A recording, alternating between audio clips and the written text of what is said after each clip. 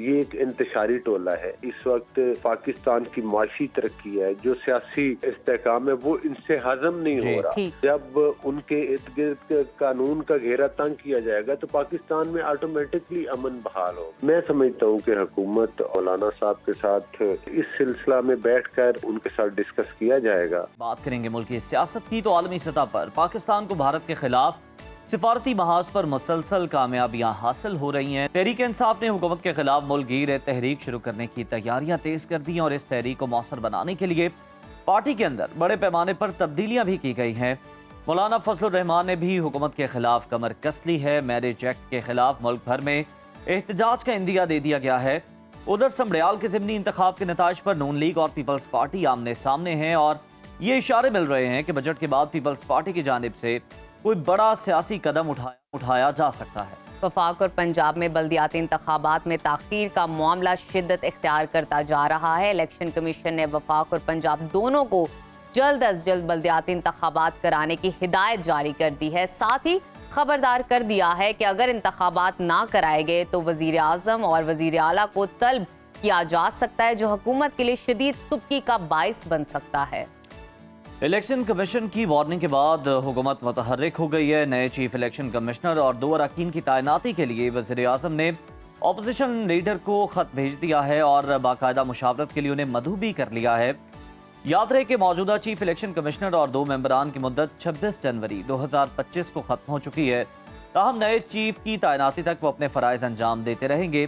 آج تحریک انصاف کے لیے بھی ایک نہایت ہی اہم دن ہے۔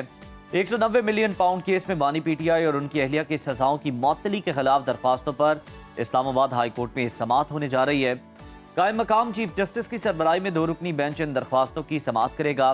نیب نے اس مقدمے میں مؤثر پیروی کے لیے پروسیکیوٹرز پر مشتمل 5 رکنی کمیٹی قائم کر دی ہے، لیکن اس سے پہلے بانی پی ٹی آئی کی بہن علیمہ خان نے ایک بار پھر کئی دعوے اور انکشافات کیے ہیں۔ انہوں نے کہا کہ کچھ لوگ مذاکرات کی بحالی کے لیے لچک دکھانے کا مشورہ دے رہے ہیں اور بانی پی ٹی آئی کو یہ پیغام دیا جا رہا ہے کہ حکومت کو تسلیم کرے اور 9 مئی کے واقعات پر معافی مانگے۔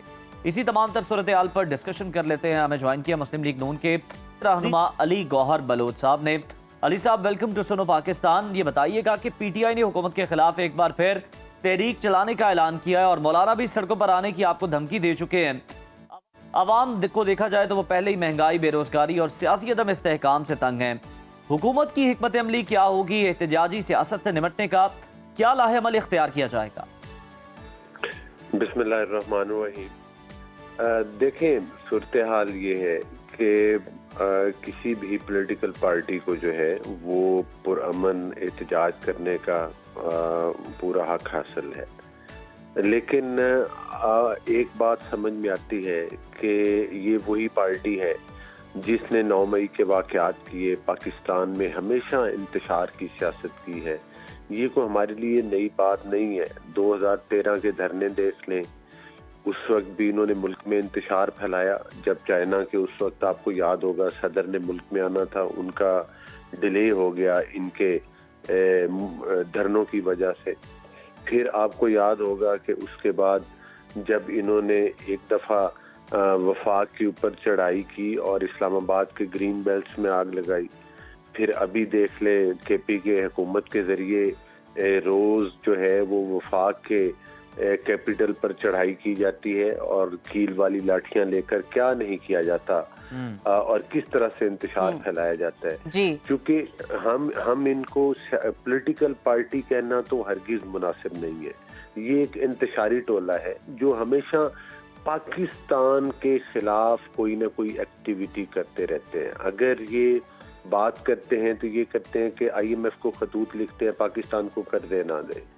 اگر یہ انتشار پھیلاتے ہیں تو لاک ڈاؤنز کی باتیں کرتے ہیں۔ یہ تو وہی تو طبقہ ہے نا جو پاکستان کو ڈیفالٹ دیکھنا چاہ رہا تھا، جن کی خواہش تھی، جو کہتے تھے پاکستان ڈیفالٹ کر رہا ہے۔ لیکن اصل وجہ یہ ہے کہ اللہ کے فضل و کرم کے ساتھ پاکستان ڈیفالٹ سے بھی باہر آ گیا، پاکستان معاشی طور پر بھی ایک ٹریک پر چڑھ گیا، پاکستان میں مہنگائی کی شرح بھی نیچے آئی اور پاکستان میں سیاسی استحکام بھی بتدریج جو ہے وہ آ رہا ہے۔ اس کی وجہ یہ ہے کہ جب انتشاری ٹولے کو سزائیں ہوں گی جو انہوں نے گھنونے جرائم کیے ہیں اور خاص طور پر जब उनके इर्द गिर्द कानून का घेरा तंग किया जाएगा तो पाकिस्तान में ऑटोमेटिकली अमन बहाल होगा। तो मैं समझता हूँ कि पाकिस्तान का जो अगर ये कहा जाए कि इस वक्त जो पाकिस्तान की माशी तरक्की है, जो सियासी इस्तेहकाम है, वो इनसे हजम नहीं हो रहा और उस वजह से ये कोई एक्टिविटी करना चाह रहे हैं, तो ये मतलब है कि बिल्कुल ठीक है, फेयर इनफ। अली गौहर साहब, मैं मैरिज एक्ट के हवाले से आपसे गुफ्तगू करना चाहूँगी। मैरिज एक्ट को इस्लामी नजरियाती कौंसिल और बड़ी मजहबी जमातें गैर इस्लामी करार दे चुकी हैं। इस्लाम में बालिग होने के बाद शादी की इजाज़त है, तो फिर हुकूमत को ज़बरदस्ती 18 साल की उम्र की शर्त लगाने की ज़रूरत क्या पेश आई? देखिए, बेशुमार वाक़यात आपने देखे हैं। कोई भी ममलकत जो होती है उसको चलाने के लिए वो किसी हद तक मतलब ऐसे कवानीन भी बनाए जा सकते हैं जिससे उस मुल्क के अंदर इस्तेहकाम हो। और जाहिर है हम ये बात आपकी बिल्कुल ठीक है कि हमें ये भी साथ साथ देखना है कि उसमें हमारा इस्लाम क्या कहता है, जिस तरह से कि हर खित्ते के अपने मौसम के लिहाज से भी जो है वो मतलब है कि बच्चियों की बलूगत के और बच्चों के मुख्तलिफ जो है वो मतलब टाइमिंग्स हैं। किसी मुल्क में लेट बालिग होते हैं बच्चे, किसी खित्ते के बच्चे जो हैं वो जल्दी बालिग हो जाते हैं। ये बात आपकी ठीक है, लेकिन इसके साथ साथ आपने वो धंधा भी तो देखा है कि जब मासूम बच्चियों को वो मतलब है कि उनकी कम सिनी की उम्र में जबरदस्ती निकाह हो जाते हैं, एक दूसरे से सुलह के लिए वो उनको या आपस में दो कबीलों के तलकात ठीक करने के लिए बच्चियों के जबरदस्ती रिश्ते कर दिए जाते हैं, जबरदस्ती पकड़ के बच्चियों के निकाह करवा दिए जाते हैं सजा के तौर के ऊपर। तो मैं समझता हूँ कि ये सारी चीज़ें उस सिलसिले की कड़ी हैं। हाँ, अलबत्ता अहम सवाल है, मौलाना साहब ने जो बात की है, मैं समझता हूँ कि हुकूमत और मौलाना साहब के साथ राब्ता करेगी और इस सिलसिला में बैठकर जो है वो उनके साथ डिस्कस किया जाएगा। अगर मतलब है कि इसमें ऐन मुमकिन है कि इस चीज को बैठकर डिस्कस करने के बाद एक ही नतीजे पर पहुंचा जाए, कोई हल निकाला जाए इस मसले का, ताकि ये हो जाए। कोई चीज हरफे आखिर नहीं होती। असम्बलियां, मुकन्नना, पार्लिमान, कानून साजी होती है अवाम के लिए, तो लिहाजा ये नहीं कहा जा सकता कि कोई चीज हरफे आखिर है। हर चीज में बेहतरी की गुंजाइश होती है, तो लेकिन ये कि हमने दोनों चीज़ों को देखना है। ज़ाहिर है ठीक है अली साहब, ये बड़ी अच्छी बात है, खुशाइंद है कि जो हुकूमत है वो इस मामले पर नजरसानी कर सकती है, मौलाना के साथ बैठकर मामलात को हल किया जा सकता है। सर ये बताइएगा कि वफाक और पंजाब के अंदर अगर हम देखें तो गुज़श्ता 3 साल से बल्दियाती इलेक्शन ही नहीं कराए जा रहे, मतलब जो पावर्स हैं उनको निचली सतह पर मुंतकिल नहीं किया जा रहा। नून लीग वफाक और पंजाब में बल्दियाती इलेक्शन कराने से आखिर घबरा क्यों रही है? मसला क्या है, क्यों नहीं करवाया जा रहा है? नहीं, ऐसी बात नहीं है। आपको याद होगा कि जब 2018 में RTS सिस्टम के जरिए एक हुकूमत बनाई गई थी, तो आपने देखा था कि उस वक्त सबसे पहले जो अपने आप को आज भी बड़े जमहूरी चैंपियन होने का सो कॉल्ड दावा करते हैं, एक्चुअली तो ये इंतशारी टोला है और जमहूरियत इनके दूर दूर से मतलब ये नहीं गुजरे।